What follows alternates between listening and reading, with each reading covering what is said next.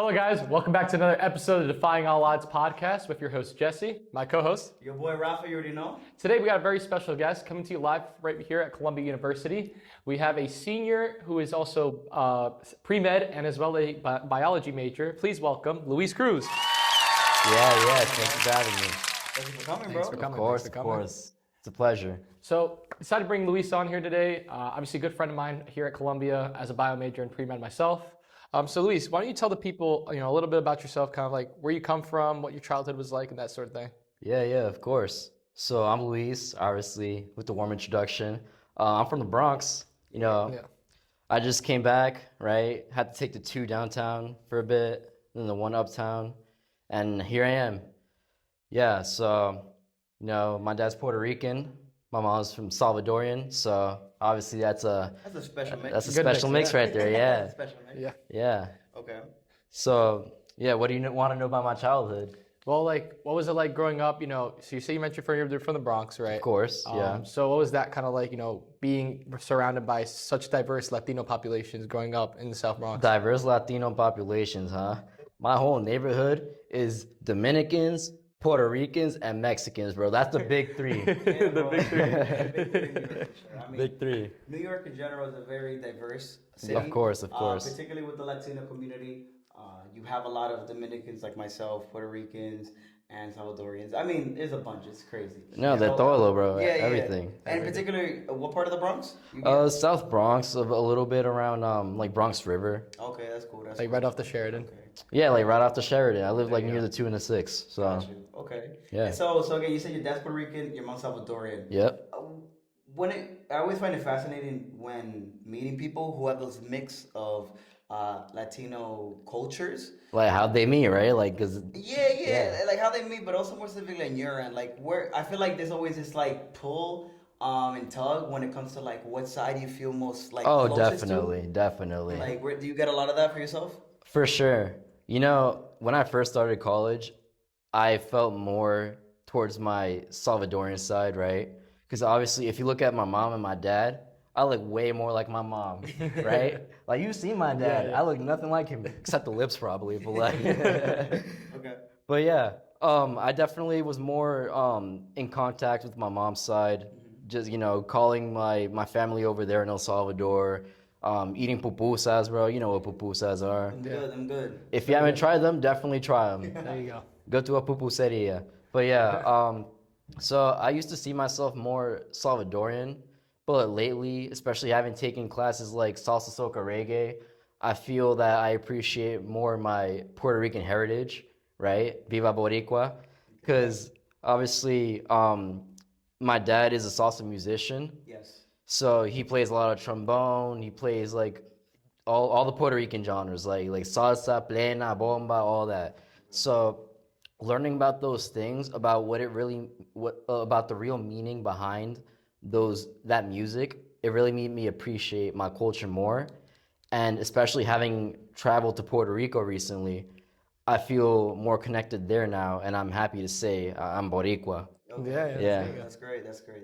I think that's, again, like I said, I think it's really special and cool when you're able to put yourself in that position to, obviously you don't control where you're born, right? Exactly. But to be able to have that opportunity and the ability to learn both sides of the Latino world in a different perspective, because while we are very similar, from Dominicans to Puerto Ricans to Salvadorians or whatnot, there is always this sense of familiarity, right?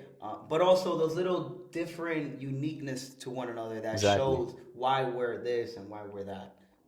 So honestly, I think back to kind of like when you start analyzing that every Latino, they always have like obviously their home culture, but then like you mentioned, your neighborhood is very different for each Latino, right? So obviously, like you mentioned, you're growing up with Dominicans, Puerto Ricans, and Mexicans.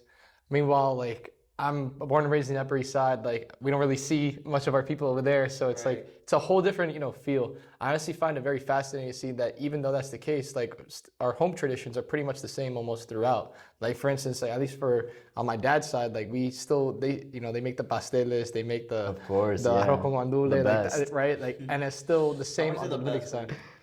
Oh, all right, all right, bro. Rafi and I are both Dominicans, so we're gonna side with our Dominicans, but as a half Puerto Rican myself, like I could still always relate to that too. But it's really fascinating to see like how all these cultures they intertwine with each other. Now, obviously, we could tell viewers, we did take Salsa Soca Reggae last semester, and that was a ride of in itself. Can you of course. Can you tell them what that is? Yeah, so Salsa Soca Reggae, it's a class taught here by Professor Christopher Washburn. He's a Big man, Yes. very famous. He's a very famous musician, composer, trumpet player, trombone player, and basically like he was teaching us all about Caribbean music. So different. So we, for each unit you traveled through each country. So we started out with Jamaica, then went to Cuba, and then gone to Puerto Rico, DR. And we got to Trinidad and Tobago at the very end, and so like we went through various different islands.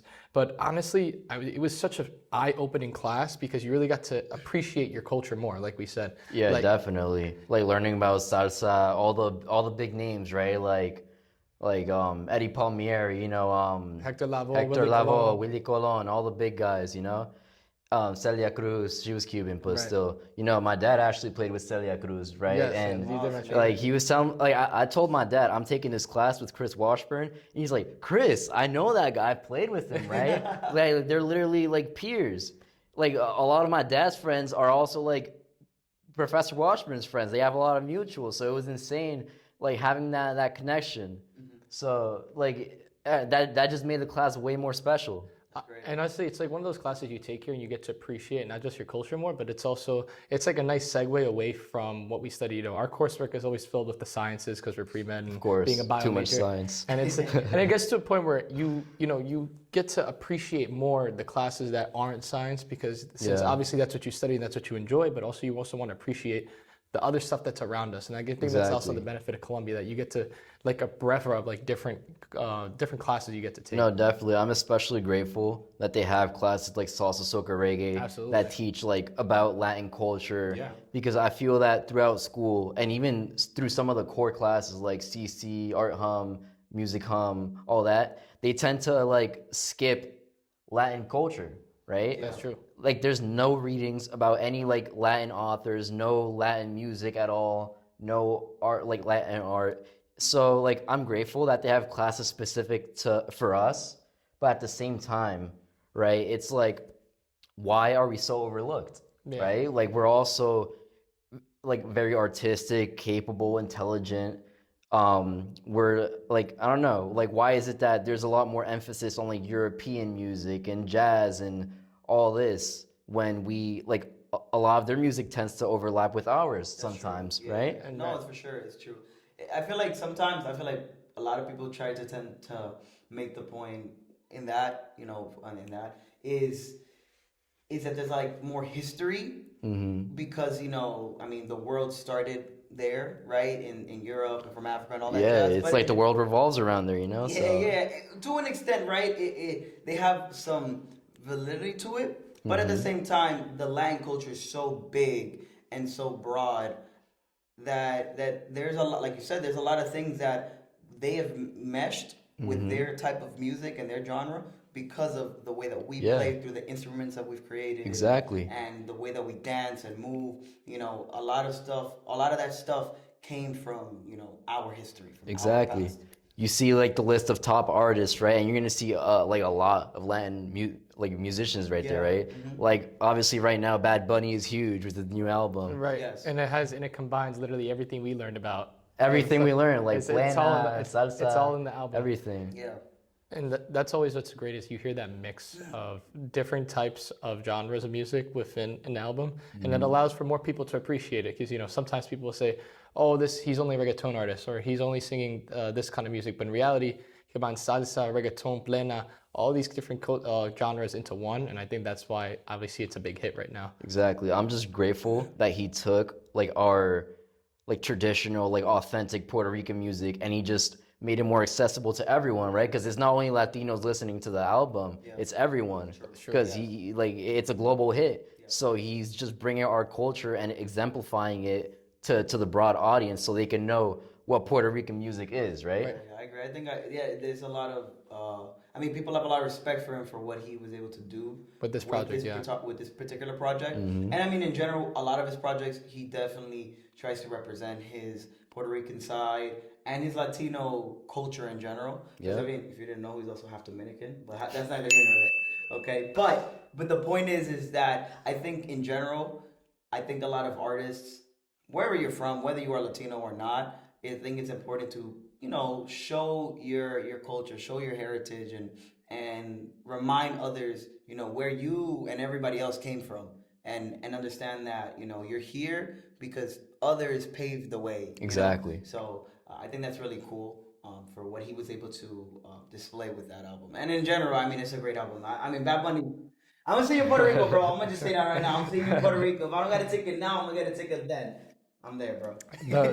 The prices are beyond absurd, but that's a different story. Yeah. But I honestly, like, you look back and you appreciate your culture more when you start learning about the history of like how the transition of music has kind of flowed through history. How we started out with more obviously organics tunes, and now there's a lot more electric involved. There's a lot more synthesizers involved into the music. Mm-hmm. But I mean, enough about music for a second. But like, obviously, let's get back to Luis for a second, right? So Luis, that's why I'm here. Yes. So Luis, you obviously, I know a lot about you, and you've obviously been very kind of involved with the Colombia community, being a valedictorian from high school and coming here. So like, not to put you on the spot, of course. But what has that been like to kind of obviously translate your academic success from your childhood now going here at Colombia, and then hopefully now past May when we graduate? Yeah, of course. Yeah, thank you for bringing that up. And honestly, like I tell you, like I had a rough start. Yeah. I thought I hit the ground running when I got here, but nah, I just fell face first straight into the mud. Yeah. Like my first 2 semesters here were kind of rough. Obviously, I think the hardest hit to me was just trying to like get my work-life balance together, right? Because I just wasn't used to the amount of course load that Colombia is, right? Yeah. Like true. lit hum alone was a huge shock to me. Just the amount of reading we had to do, and just trying to balance lit hum with like Gen Chem and all these other pre-med courses and core requirements. It was a lot. It was a lot to juggle. And I didn't have the best study habits, right? Because obviously being valedictorian in high school, I got away with a lot. Oh, word? Yeah. I got away with like barely studying for exams because I was just relying on Your knowledge. knowledge, I guess, right? Yes. Like I don't want to sound like too cocky or anything, but I was just him back in high school. Back in high school. But in college, I kind of fell off. Yeah. But it was more so of a humbling experience, right? Because it takes humility to get back up from the ground and say, yeah, there's a problem. I got to start from scratch. I got to get back into the race and go at my own pace. Absolutely. So honestly, yeah. like, it's a great point you bring up, because I think that it doesn't even matter what you study at Columbia. I think most people can kind of say that they have that one semester where they'll be like, I think I hit rock bottom, or like this was like not who I am, or like what I'm used to. Exactly. You're gonna have at least one semester that's like that. Even like the best students here, and you hear it from many people. But it's always interesting, from the science side, the science perspective, as bio majors and pre-meds ourselves, like that. There's times where you're gonna be, thinking back to yourself and saying to yourself, is this what I'm really capable of? And it really tests not just your perseverance, but also your patience. I think that's one thing you and I learned a lot. But yeah, I have to have way too much patience with this kid. I know how you feel. No, he doesn't. But honestly, it's a great point. But always the tips that we always hear is like obviously seeking help when you need it most. Exactly, questions, for sure. Having that curious mind, and even forcing ourselves to sit in the front row of the class, a class of like 300 students. It's a humbling experience for sure, to say the least. Yeah, no, 100%.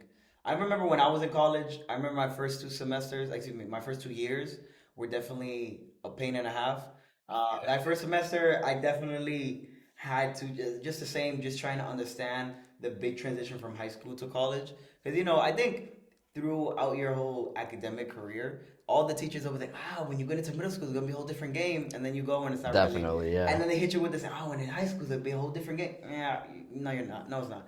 And then when they tell you college, that's when they were really telling the truth. Mm-hmm. That's when they really hit you. Because I think I've always looked at it as like from kindergarten to 12th grade, everybody's holding your hand. Like they're holding your hand so tight, it's hard for you to fall. You know, Yeah. to the point where you get into college, it goes from hand holding to where they let it go and they throw you right there. Yeah, into the exactly. fire, and you got to figure out how to save yourself. No, definitely. I think college can be like an all or nothing experience. Yes. Because one week you're just chilling. You're like, I got no assignments. Us last week. I got like one class First week today. I'm chilling the whole day. And then the next week, just like 3 essays, 3 exams, right? Just a bunch of things all at once. All at once. Yeah. One time I had like 2 finals in one day.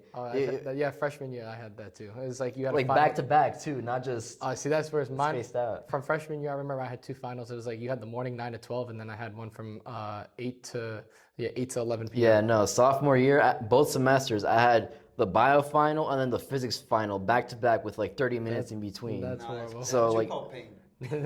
That's what you call college.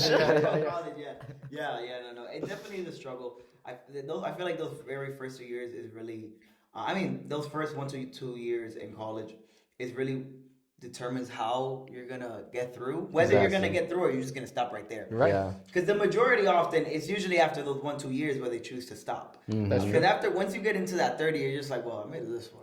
You know, I made it this far, I gotta right? finish Like, I'm now. almost done. Right, exactly. I might as well. But it's definitely a learning experience. And I think, too, at least in my experience when I was there, was, okay, you're by yourself. Like, you are straight up a lone wolf. And they throw you into that fire, and you got to figure out to survive. However, if you go out your way to find help, you'll be surprised how much help there is in the college or campus or wherever you go to. Exactly. There's so much different clubs and academic centers and writing centers and centers for whatever the hell you need, or tutors, everything. Most campuses have that. Yeah. But if you don't go out your way to find it, nobody's gonna tell you to get Definitely. You have to it. But be once your you own find it, every hand is out there waiting to hold. Exactly. And I'm grateful you bring up that point because you really can't be a lone wolf in college. Yeah, no. You have to find your pack, That's a fact. right? You have to find your pack. You got to be humble enough to say, yes, I need help in this. I'm going to go get that help. You have to speak. If you don't speak, you don't get. No. That's true. So, Something to take away from the years. yeah, of course. And like, I feel like this was a big problem I had through my experience in college, because throughout my whole life, like I was a first gen Latino here. I'm the first one to go to college, right? Yeah. And growing up, you know, I had immigrant parents who came here, and they barely knew English. They barely knew how to do things here. So who had to go help them? Me. I was little, and my mom or my dad would be like, "Léeme esto, read this for me. What does it mean, right? Can you fill this out for me?" Like, no, it gets hard, right? Instead of having that support from your parents, you have to be the one supporting your parents. Yeah. Right? Especially And at a young age. I think that's especially at a young age. So you learn to be like autonomous. You learn to be independent, because that's what you have to do to survive at home. True. Right? So what this meant for college was that I wasn't used to seeking help. I was usually the one to solve my problems. And it got me through this far, but at the same time, like it reaches a point where you have to be humble enough to say, yes, I need help. I'm going to go to office hours. I'm going to ask my friend about this. I'm going to reach out and see what I get. And honestly, even applying to college, right? Like I wouldn't be here without all the people that have helped me, without all the programs, all the advisors that I had. I'm very grateful that I had that support, and I wouldn't be who I am without them. There you go. So Honestly, like you bring in an excellent point. I think that a lot of people in life, that even beyond Colombia, they take for granted, obviously, like having the support systems, whether it's from their families, from their peers and whatnot. And then obviously, like you mentioned, you had to be kind of your own support system and then Exactly. support for your family. So it's almost like a role reversed. and it's a big burden, especially when you're Absolutely. small. Yeah, and I think a lot of Latino children have that burden in general, to having to support their own parents, and not financially, but like you said, in those little things that they just can't do. That's true. And they know that the only place that they can find help is through you. Exactly. Because they're like, well, we brought you here. You have all the tools, so now you got to use these tools to help us. Exactly. Now, like, I remember my freshman spring was like my rock bottom semester, like the one where you feel like you've hit rock bottom, like it can't get any worse, right? And sometimes in those moments of darkness, you kind of have to find it within yourself. And I remember for me, that was leaving the U.S., going to DR for the summer, spend like a few weeks there, going to visit my grandma's tombstone, and like really going back and saying to her, like, I made this promise to you, and I'm not gonna let you down. And it's like you have that thought, Will, in the back of your head where, like, although they're not here physically, they're still in here, spiritually. They're still in your heart. Right, and they're still up there, and they're watching you 24/7, protecting you, helping to guide you. And this is why, like, I remember I come back, and that sophomore fall was like a complete different mindset. I was locked into the point where people are saying, like, oh, Jesse, I don't see you outside anymore. Like, where you been? I'm like, sorry, like I got stuff to do. It's not the same. It's not the same way. And that's what we bring up an excellent point with when you go home or like when you're spending time with your family. It's in moments like that where you acknowledge like they're your support system, but they're not going to be here forever. So you really got to make the most of the time that you have with them. Right. It's because Debí tirar más foto con ellos, like that Bad Bunny song. Listen to that album of Bad Bunny. It's amazing. Enjoy that moment. I had a similar situation as well in college. Yeah. And it was definitely my second year. I believe it was my third semester. At this point, it was the end of the fall semester. I remember at this point, I had taken basically basic college algebra, and I at this point wanted to take computer science as a major. But up until this point, I'm basically in my second year. Yeah. They told me from the get-go, before I even started college, like when I first started applying for my classes, scheduling for my classes, I remember the advisor had spoke to me. She legitimately told me, like, yo, due to your math proficiency test, you have a 3% chance of getting the major you want. Wow. So she straight up told me, bro, you're set up to fail. You're here to fail. And I'm like, damn, bro, like I haven't even started class. I haven't started day one, and you're telling me I'm screwed. That's crazy. That's genuinely crazy. And I mean, if you know anything about colleges, most advisors are like that. Like they usually don't. They cut your throat quick. That's why you got to prove them wrong. And that's what I said to myself. And I remember I was with my mom that day too, because like again, I never done any of this. And my mom, she's the only other person that had gone to college and graduated in my family. She went to Lehman, but. Besides that, she came with me, and I remember after that conversation we had with the advisor, we left, and I was like, listen, I'm not going to listen to any of that crap. I'm going to get it done. Unfortunately, she was right, because I did not get a major in computer science.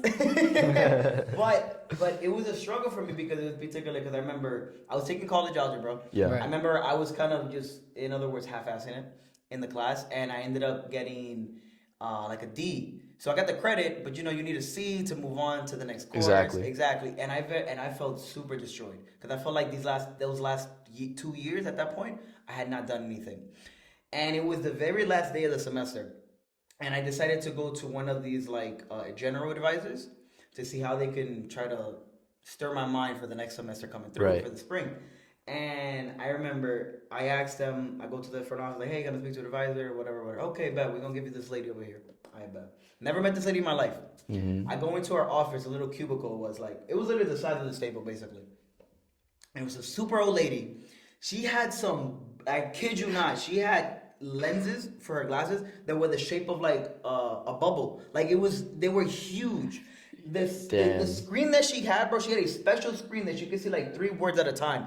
She could not see at all, bro.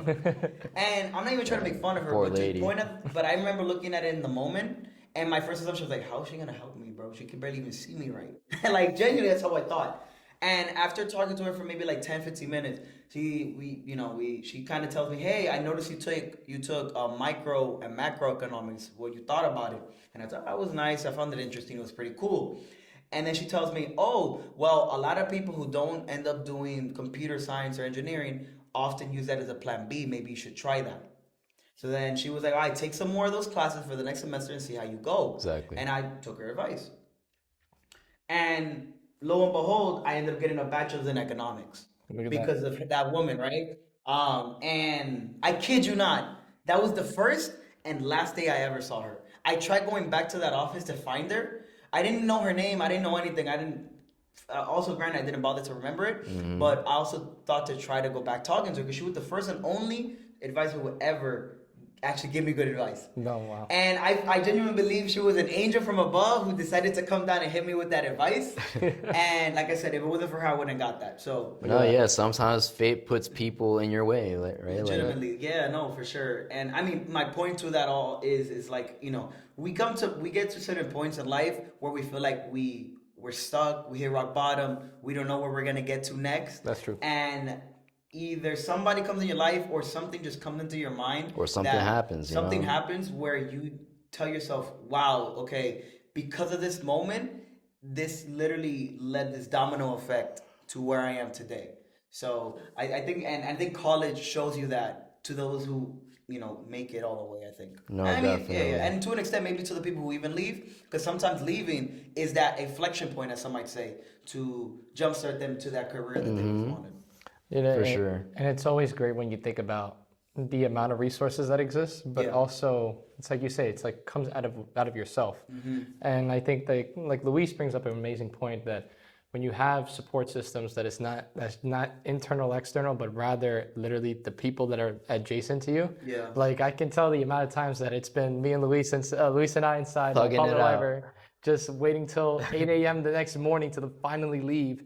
Like it's moments like that where you realize that you're not in it by yourself, but you're in it with a friend, and you have a side by side multi-version light, and it doesn't even have to be. Well, you could tell the viewer we're not even working on the same class. We're just thugging it out sometimes. We're just all-nighters, exactly.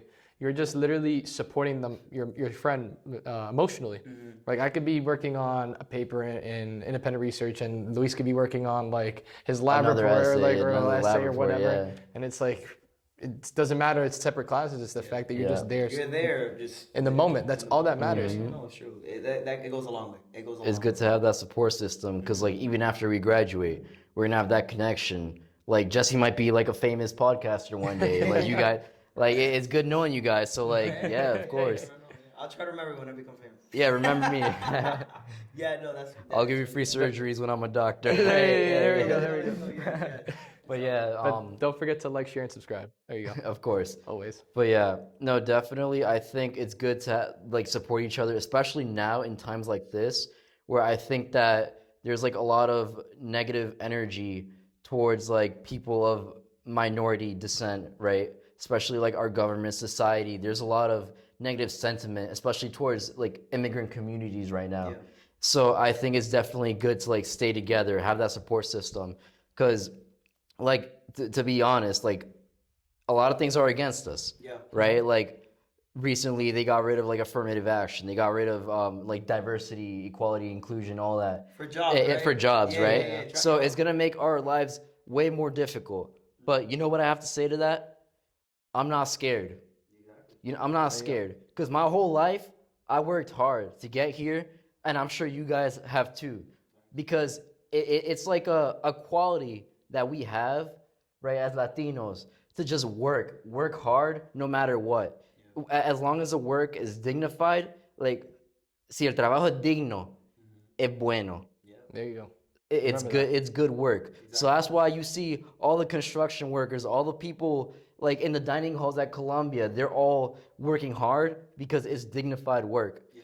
And that's why those people motivate me to study and to do well, because those are the people who will be serving like in our future as doctors, as whatever, right?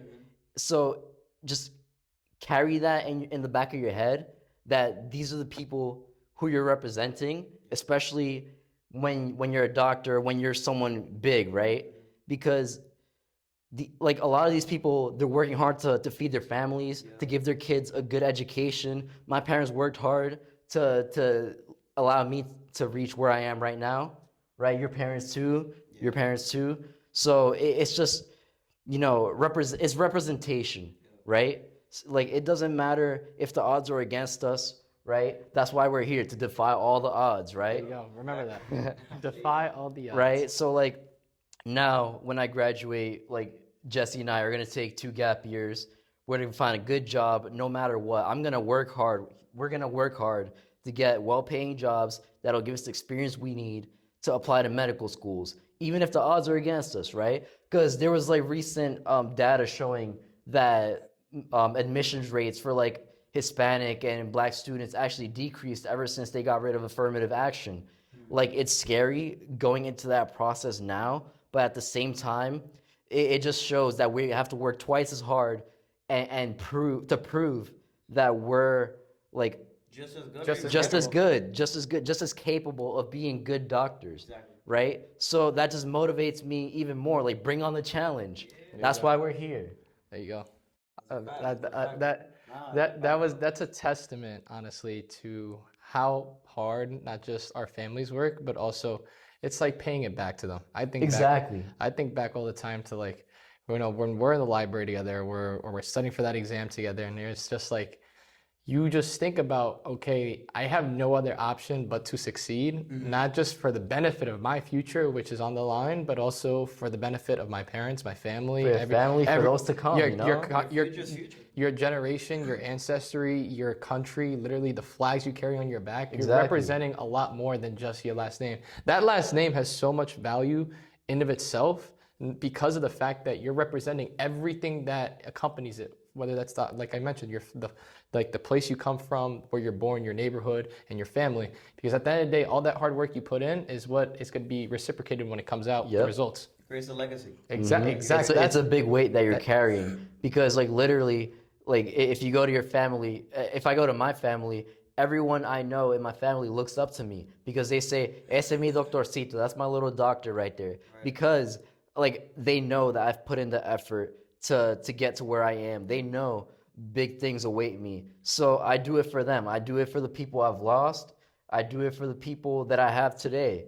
Like, honestly, rest in peace, my grandma, who sophomore year, she unfortunately had, like, an aortic dissection, which, if you don't know, it basically, her aorta just exploded and she died right on the spot.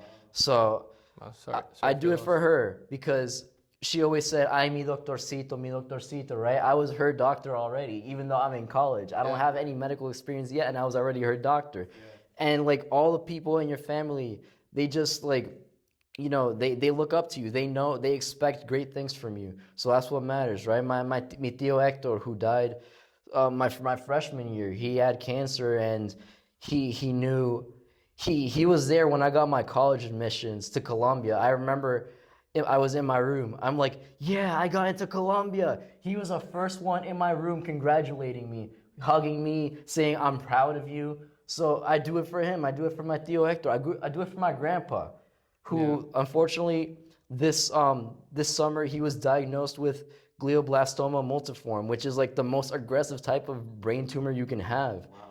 He immediately started to decline in health and in cognition. So I had to book it this November during Thanksgiving break to go see him, because I knew that was the last time I was gonna see him. Like, it was a crazy expensive trip too, because it was so last minute during a congested time. Okay. But I did it for him, because he was there all throughout my childhood, right? He was basically my second father. I had to pay it back. I don't care what it cost me physically. I had to be there for his final moments when he was on his deathbed. And the moment before I left him, when I gave him, like, the last kiss, the last hug, he couldn't speak. But you know what he did? He put his hand on his chest, right?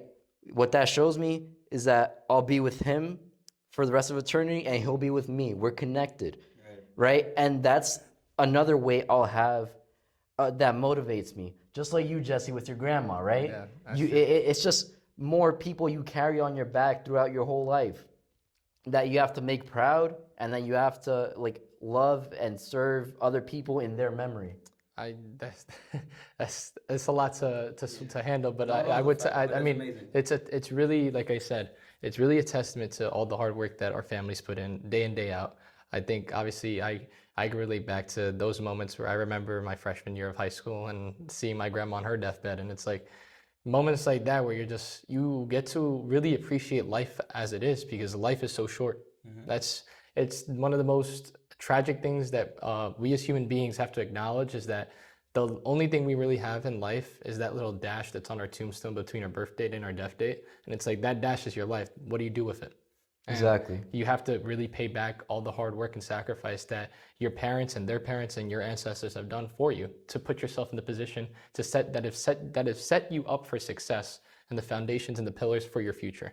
So with that, it's all about, again, just defying all the odds and pushing defying yourself all the odds to to make yourself known for yourself, for your family, and like we said, creating a legacy for your kids, right?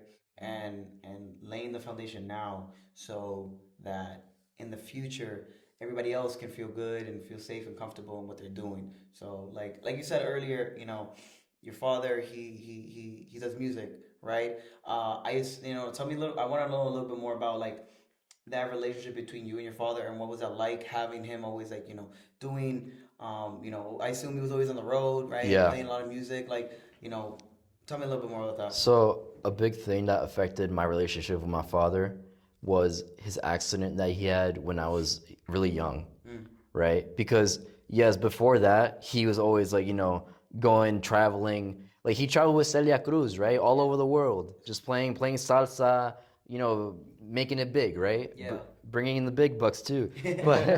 But after that, like I remember I was small, and that day he like fell down the stairs and he really injured his back. Okay.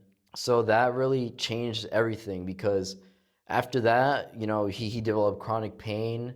He couldn't work as much as he wanted to because of his condition, and that really led him to like withdraw into his room and basically withdraw from my life. And like I'm grateful for everything he's done for me, right? Like all the support he's done for me and my mom. But from that moment, he really, it's kind of like he withdrew from my life a little bit. So that's why at first I felt a lot more closer to my mom growing up, going into college, because she was the one that was always on me, right? Like, haz tu tarea, haz esto, right? Telling me, like, basically, like, she wanted the best for me, and I'm thankful for that too.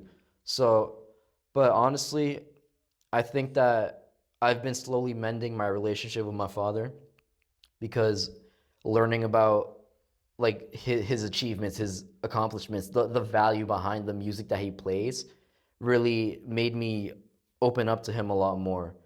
Especially, I think I got a lot closer to him now after this semester, after having taken Salsa Soca Reggae, because like I said earlier, I learned to appreciate it. It's not just, it's not just Puerto Rican music, right? It's not just random Latino music that has no value. It has value and it has meaning, right? Mm-hmm. And that's the most important part. It made me realize that it's an art, right? There's a lot of effort, there's a lot of technique that goes into dominating an instrument like the trombone.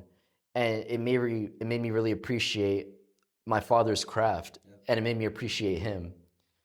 Yeah. Okay, no, that's great. That's great. So, I guess with over time, you got to see exactly what was, the meaning behind everything that he did. Exactly. Right. Obviously, as a kid, you're more naive. You don't know as much, so you don't get to really understand how much work and effort that he's putting in. Exactly. For you and your family. But then now, as you grow and you have more understanding to what life it really is, you have more of an appreciation to it. Exactly. So that's just kind of like the story of life, seeing how everything kind of just transpires, obviously, through your parents and through you, and you're kind of able to really appreciate, obviously, the work that they do, and not just the work they do, but also kind of how, like, what they do and what they can't do sometimes, and how you're able to kind of give back that love that they give for you. So, so it's always very inspirational at the very end. But 100%, yeah. So, and again, with going back to that album, right? The Bad Bunny album. That's why it hits more. Yeah, it hits hard. I mean, again, I'm not Puerto Rican, but even just in general, like you listen to that music, the way that he orchestrates all the songs and the album, and not to make this like some fanfare, right? But it just shows. It's again, debería tener más fotos. Just enjoy the moment. Yep. Or it's more specifically, capture each moment, because you just don't know how quickly it's gonna go. That's true. Exactly, especially with your family members, because you don't know when they're gonna be gone. Right, exactly. Like I never expected my grandpa to be gone this fast, Right. like within months. Exactly. So I should have taken more photos with him. I should have given him more hugs and kisses when I had him. Yeah, exactly. And the only thing we have to remember these people is through the photos. Through the photos we have, exactly. So, Luis, if you have any other like social media, or like work, if you want your viewers to like contact you, you want to shout out. Yeah, of course. You can always share them on my Instagram handle at El Luisito Cruz. you know? And yeah, just like, subscribe, follow. There you go. Links will be Right? down below in the Defying all description. odds. Here we just defy all odds, bro. Yes, Like, yes, we do. what else can I say? There you go. Living proof. Living proof. We're all living proof. Walking Everyone here at Columbia, not just us. Yes, that's true. Walking testament. Yes, sir. So no. But- As always, though, it's your boy Rafa, Your boy Jesse signing off. and again, Louis. Thank you for Cruz. having me here. Yes. There you go. Thank you all, and again, deuces. Defy all the odds.